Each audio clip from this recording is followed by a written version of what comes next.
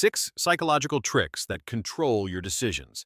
There's a flower store in a shopping mall. A very good-looking guy walks up to random women and asks for their phone number.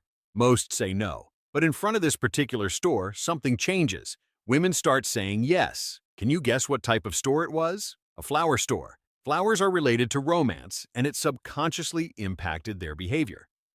Here's the scary truth. Most persuasion happens before the message is delivered.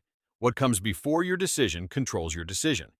In this video, I'm going to expose 6 psychological tricks that shape your decisions without your conscious awareness. These tactics bypass your logic completely. You'll see the experiments, you'll understand the mechanism, and you'll learn how to protect yourself. Trick 1. Visual priming. What you see changes who you are. Let's go back to that flower store experiment. The guy approached women in different locations. In front of a bakery, rejection. In front of a shoe store, rejection. But in front of the flower store, significantly more women gave their number. The flowers triggered romance associations. This changed their behavior without them knowing. Here's another experiment. The same guy approached women on the street asking for a date. Researchers tested how results would change depending on the object the guy was carrying. There was one particular object that brought a lot of yeses: a guitar case. The guitar created associations of creativity and artistic personality. This made him more attractive. The women had no idea the guitar case influenced them. Now, let's look at business. Researchers directed half of the buyers to an online furniture store landing page that had soft clouds on the background image. The other half saw pictures of coins. People who saw clouds focused their attention on choosing furniture based on softness and comfort. People who saw coins focused on price and tried to find the cheapest options. After the experiment, researchers asked if the coins or clouds played a role in their decision. All of them laughed and said no. They said they are independent and conscious people. Clouds or coins had absolutely no impact on them. But the data proved otherwise. The background image completely changed their buying criteria.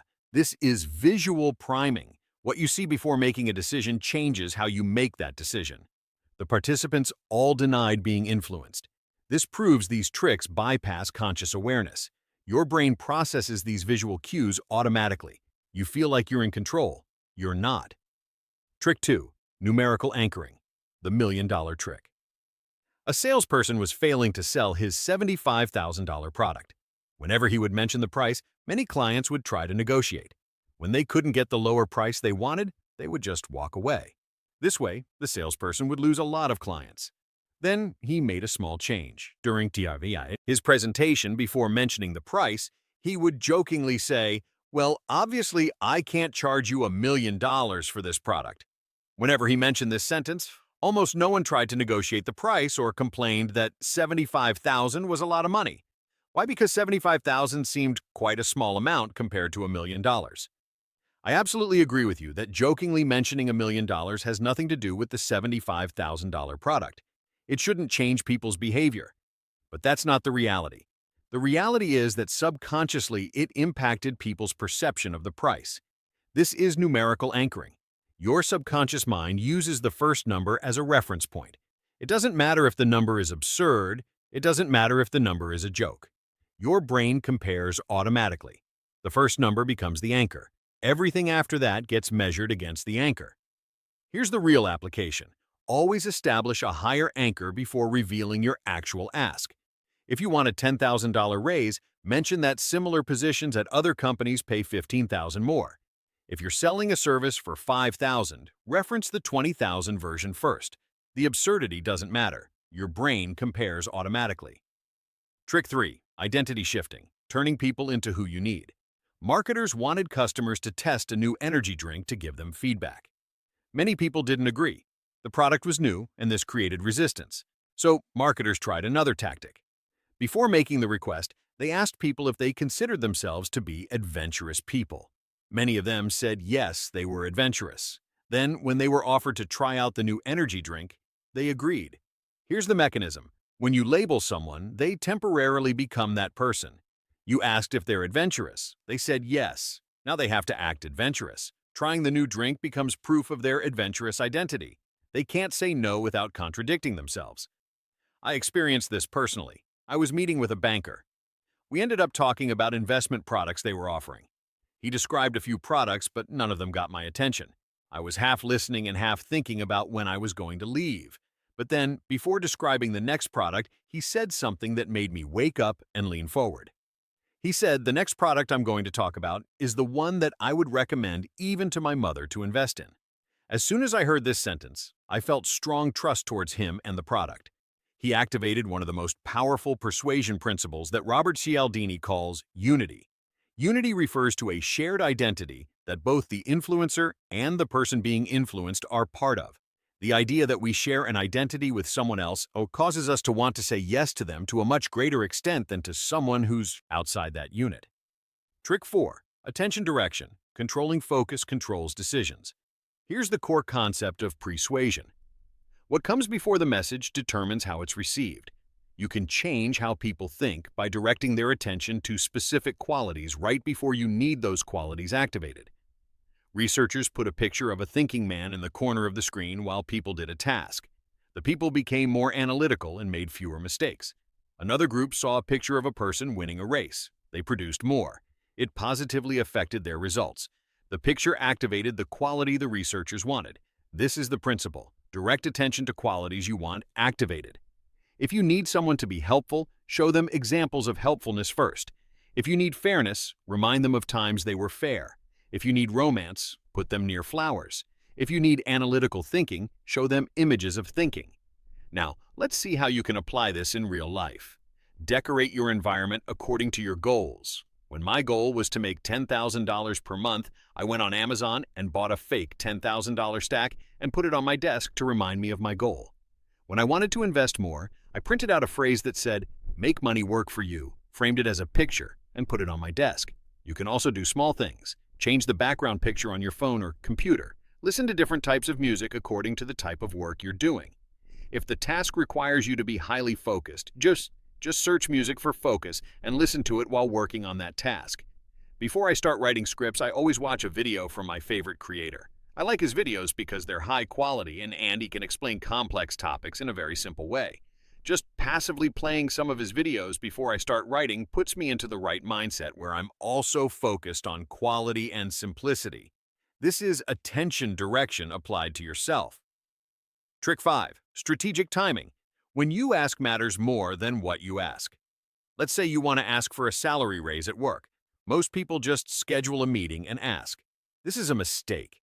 The timing matters more than what you say. Ask for the raise right after you receive customer praise or right after you achieve great results. The results of your work are in the center of attention. Leverage that moment. This is the energy drink principle applied to career advancement. If you're a student trying to convince other students to donate to some cause, mention that you are also a student. That automatically activates the unity principle and increases donations. The shared identity matters. Here's a personal example. I wanted to convince one of my colleagues to do things differently in our project. Both of us knew that this change would be great for the project. However, he simply didn't want to do it because it would mean extra work for him.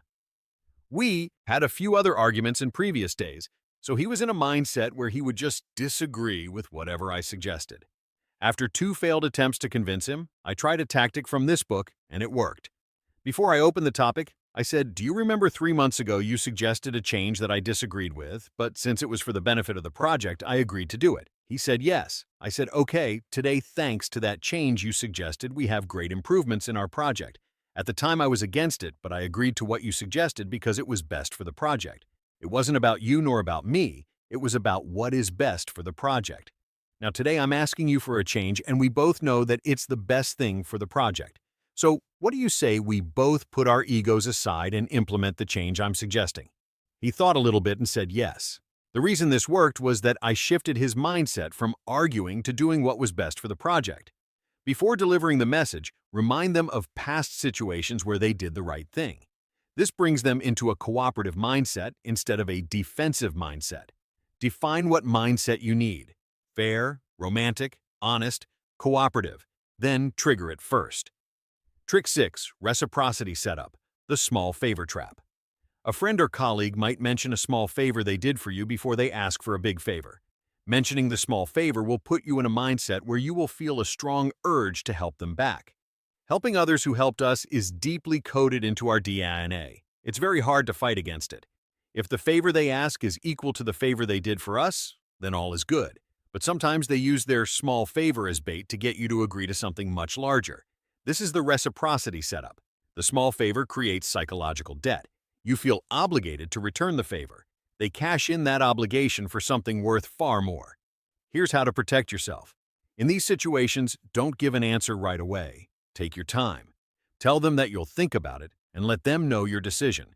If you rush it, you are highly likely to agree to their request and then regret it. This has happened to me personally multiple times. I have agreed to do things that I regretted later by rushing the decision. This works both ways. You can use it ethically, but you must protect yourself from unethical use. If you decide to use these tactics unethically in your company against your customers, your employees will see what you are doing. They will start using the same sneaky techniques against their own customer, which is you. It's highly likely to backfire. Conclusion: awareness is your defense. My goal with this video was two things. Number one, increase awareness about the weaknesses every single one of us possesses so that we can protect ourselves. Number two, show you ways you can apply them ethically to your life, job, or your business. You are not immune to these tactics regardless of intelligence. Subscribe for more book summaries that change how you think and act.